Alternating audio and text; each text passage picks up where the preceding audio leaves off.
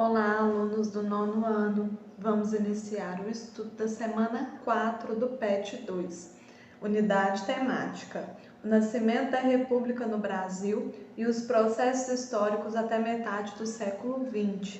E o objeto de conhecimento: anarquismo e protagonismo feminino. Então, hoje nós vamos falar um pouco do protagonismo feminino na sociedade.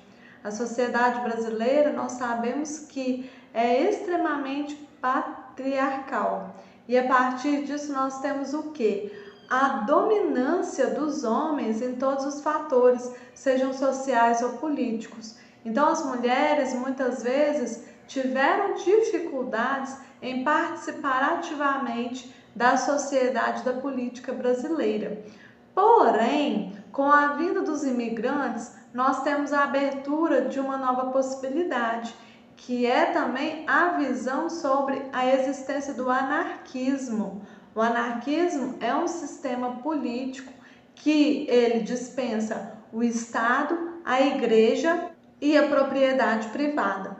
A partir disso, há a proposição de que a população, a partir da educação, seja formada para autogerir-se sem necessidade de uma autoridade, certo? Então, esse anarquismo no Brasil, ele veio junto com os imigrantes durante o século XIX. A partir disso, nós temos então a modificação de diversas ideias dentro da sociedade brasileira. E aí o protagonismo feminino também aparece. Nós vemos que o cangaço, por exemplo, ele tem o protagonismo feminino na presença da Maria Bonita, que era a esposa do Lampião e acabava acompanhando o bando de Lampião por onde ele andava. Haviam muitas mulheres que faziam isso também junto ao movimento cangaceiro, porém outras largavam seus maridos e deixavam que eles fossem e continuavam vivendo uma vida em suas casas e a partir dos dogmas patriarcais, vamos dizer assim. Fora isso, gente, a participação feminina na sociedade brasileira ainda era muito pequena. Por exemplo, nós temos a Constituição Republicana de 1889, que exclui as mulheres da possibilidade de votar por não citar esse público em sua Constituição. Nós temos a partir disso um fato curioso. O Rio Grande do Norte foi o primeiro estado brasileiro a instituir a possibilidade do voto feminino no ano de 1928. E a partir disso nós temos a primeira mulher a se alistar eleitoralmente. Era ela, Celina Guimarães Viana, que se alistou no ano de 1928 e deu início a um movimento de mulheres no Rio Grande do Norte para também se alistarem eleitoralmente. A partir disso, várias mulheres puderam participar das eleições de 5 de abril de 1928 no Rio Grande do Norte. E o voto feminino para o Brasil inteiro só foi possível e instituído a partir do ano de 1932, com Getúlio Vargas, o que demonstra a grande desigualdade e disparidade no Brasil, né? Se o Estado já estava liberando a votação das mulheres, por que o restante do Brasil ainda ficou à mercê de uma lei federal para a organização do voto feminino? Então, é um exemplo muito bom a se pensar. A partir disso, gente, eu vou retornar um pouco à questão do anarquismo. Qual seria o papel da mulher dentro do anarquismo? A mulher seria ouvida e também uma protagonista da organização da história do país ou da região que ela vivesse. Por quê? O protagonismo está nas mãos da população. E aí, a partir disso, a mulher teria a possibilidade também de exercer seus direitos. E, economicamente, como propunha a organização anarquista? Era baseada na comunidade autogestora. O que seria isso? Cada um teria o seu papel dentro daquela organização e a partir disso ela se organizaria de forma harmônica, onde todos ouvissem as opiniões e pudessem juntos decidir o que fosse melhor para a economia. A responsabilidade da produção é então dividida por todos os trabalhadores e no final todos acabam ganhando igualmente, certo? Além disso, gente, o anarquismo ele não quer dizer desordem, porque, como eu disse anteriormente, ele está baseado na existência da educação de qualidade que vai promover a facilidade de um governo mais igualitário e justo entre todos.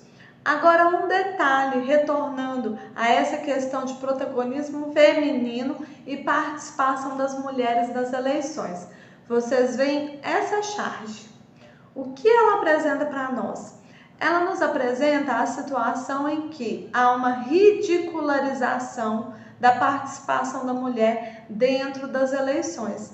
Isso porque coloca-se a figura dessa criança aí do lado chorando como se ela estivesse desamparada. E aí as outras mulheres reunidas lá conversando como se fossem assuntos banais e que as mulheres não entendessem de nada e tivessem que retornar às suas tarefas de cuidado dos filhos e da casa.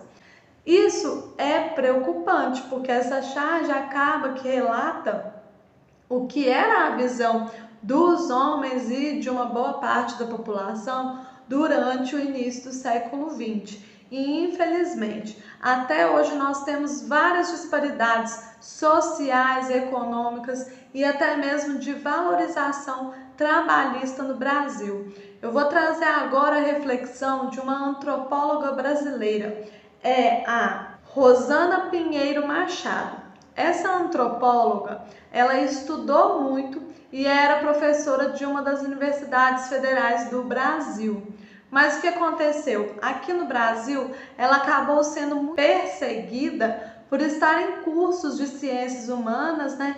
E vir essa ideia de que todos aqueles que estudam humanas são comunistas. Então ela teve aulas investigadas, teve investigação de como ela viajou para o exterior, dentre outros absurdos sobre a carreira dela, né? A partir disso, dessa perseguição que ela viveu, ela acabou indo para o Reino Unido e lá hoje ela integra uma universidade daquele país e está fazendo estudos ainda sobre a situação social do Brasil e política também. A partir da vivência da Rosana, ela apresenta uma coisa muito interessante e as mulheres atualmente, infelizmente, ainda têm que ser o triplo de melhores do que os homens. Por quê? Se a mulher estiver no mesmo nível de conhecimento de um homem, infelizmente, ela ainda é desvalorizada. Ela não é vista como igual. Uma mulher, infelizmente, ainda ocupa locais menos favorecidos na sociedade por causa de um patriarcalismo e de um machismo que existem até os dias de hoje. Infelizmente, se nós formos olhar, muitas mulheres que estão em posição de mando, tanto na política quanto na educação, ainda sofrem com comentários de baixo calão, ainda sofrem com um preconceito de olhar e falar que não é digna de estar lá. Então nós temos que lutar pela igualdade, igualdade entre homens e mulheres. É uma questão que eu estou trazendo para vocês refletirem agora. E se vocês tiverem curiosidade, leiam um artigo sobre a Rosana. Até mais!